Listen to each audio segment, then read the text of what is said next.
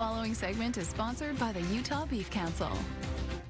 It's always fun in the kitchen when Jacob is here, and let me just tell you something. If you are making a prime rib for the holiday, it couldn't be any easier cooking at all. That's why we got to start with some popovers, because it's already done. It is. So we're going to kind of work backwards today, starting with some Yorkshire puddings, as you're calling them. Yeah. What are you doing there? So we're just going to butter up with some melted butter into this muffin pan, and what we've done is just blended together a cup of milk, a cup of flour, 2 eggs, some thyme, salt.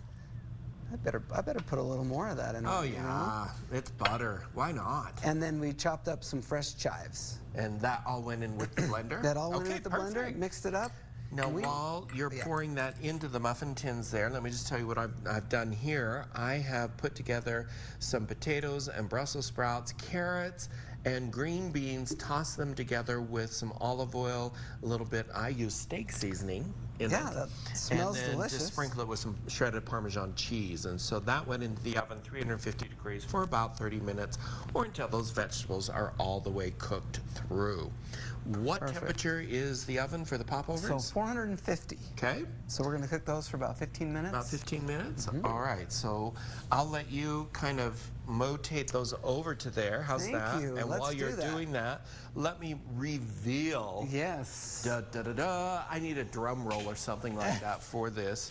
Voila. Prime rib or rib roast. Rib roast. Yeah. They're one and the same. Yeah, this is a ribeye roast, so it's the center cut of the whole rib. And this is just a smaller one, so it's a couple, 2-3 pounds. This cooked in about an hour. You were telling me Smith's has them on sale? Smith's does have them on sale. Oh my gosh, I love it. Love it, love it, love it. So this is the one thing I want to, as the chef here, I'm going to pretend the chef, okay? Yes, Let me pretend here. This fabulous little piece of equipment here is a must when you're doing prime rib. We'll discuss it and why it is so important and how you cook a prime rib. The easiest thing in the world. What do you think? I agree. Okay, let's go. You gotta agree. The following segment is sponsored by the Utah Beef Council. Really enjoy like prime rib. Yeah, this is such an easy thing. When you start with your prime rib roast, here's the question that I had from a viewer, Jacob.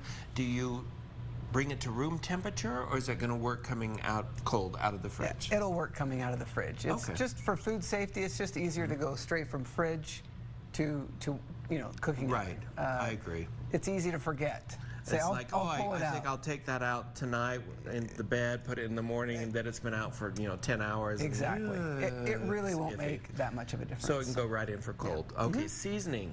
Yeah. So seasoning, any kind of rub you like. What we did was just salt, pepper, garlic, onion, thyme, and a little bit of paprika. Okay, I like Montreal steak seasoning on it. Like anything that you like, dry rub, you put that on there. Get your thermometer, like you have here. Yeah, these are the most important things when it comes, because these are not inexpensive cuts of meat, let's be honest. Yeah, you don't want to overcook it. You want to learn to cook to temperatures, not time. And so this is an oven that I have here, actually has a probe that goes into the meat and is part of the oven and set the oven. You can use one of these as well. This type.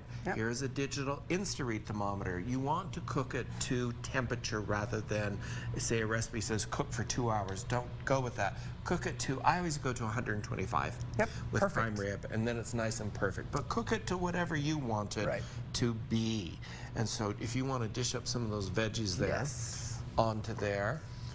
And you want to make sure that you let your roast rest. Cover it loosely with foil for 15, 20 minutes, depending on the size of the roast. If it's a larger one, you can let it go a little longer, and then that will even the temperature, and then it'll come up. So when you pull it out at 120, 125, then it'll be closer to medium rare when it's time. Which is perfect for me. I love that. This is a great holiday meal. They are so easy to put together. You just season them, put them on a rack, into the oven, cook them to temperature that you want, and voila, they're done in a couple of hours. I have a great prime rib recipe on cookingwithchefbryan.com. You can head right on over there. It's featured today, or to KUTV.com. And as always, my friend Jacob, Merry Holidays, Christmas to you. How's that? I incorporate all of them in there. To you as well. Thank you. Wow, that's a master.